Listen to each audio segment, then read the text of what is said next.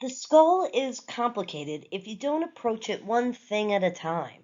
So let's just start with the big, flat bones of the skull. These are all named for the parts of the brain they overlie. So tap your forehead. This is the frontal bone. All right, that one's easy. The parietal bones cover the top of the brain. You can only see the right parietal bone in this view, but there is a left and a right, and they're sutured together on the midline. At the posterior of the skull is the occipital bone. It is not only at the back, but it's also underneath the skull too. In fact, your spine connects with your brain through a hole in the occipital bone called the spine hole. I'm kidding, it's not called the spine hole. The temporal bone will be very important to us. It just has a lot of features on it that we will identify, like the ear hole here. Again, kidding. It's not the ear hole. The last bone, it's not really a flat bone, but I want to point it out. This bone extends from side to side through the middle of the skull and is called the sphenoid bone. We will identify many features on this bone when we open up the skull and take a look. These big flat bones, these are the bones of the skull that you can easily see from a superficial view. It never ends, right? The skull has so many features. This is the last view of the skull that we consider. When you study the skull, a good way to study is to go through the views and name the bones. Not really think about knowing the bone, but understanding each view. This picture here is a superior view with the parietal bones cut away at the top. Look at the picture on the left to get a sense of what you're seeing. So this is like removing the brain and looking top down. So my mom had many brain surgeries in the 1980s. And back then, they basically did this.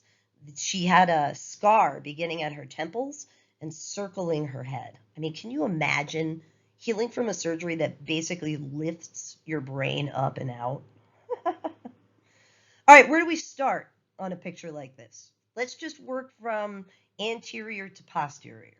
We know the frontal bone is the forehead bone, and the ethmoid bone is new to us.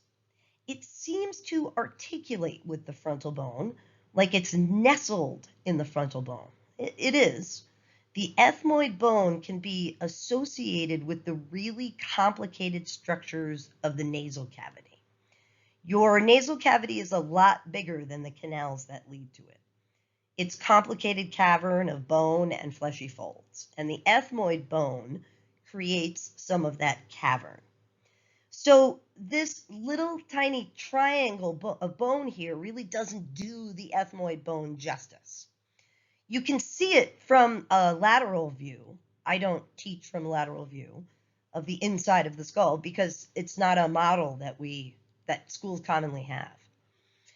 Okay, there's the sphenoid bone again, and in this view it looks much larger. There's the temporal bone, which you can see articulating with the sphenoid. We can see the left and right parietal bones that we know are really like the top sides of the skull.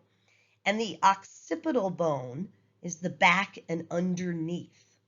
I should say posterior and inferior curve of the skull.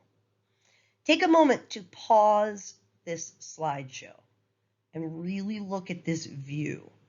This picture is so foreign to students.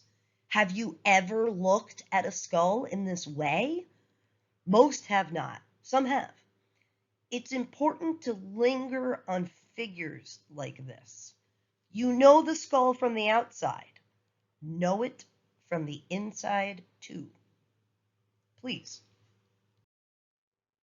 Here is a medial view, and this is the view that we don't get in the classroom because models with this view are very, very expensive.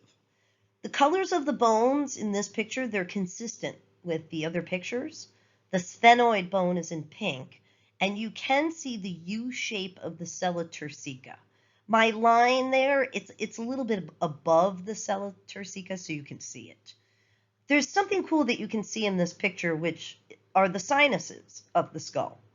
They were on a previous view, but I didn't point them out. Sinuses are just open spaces in the bone.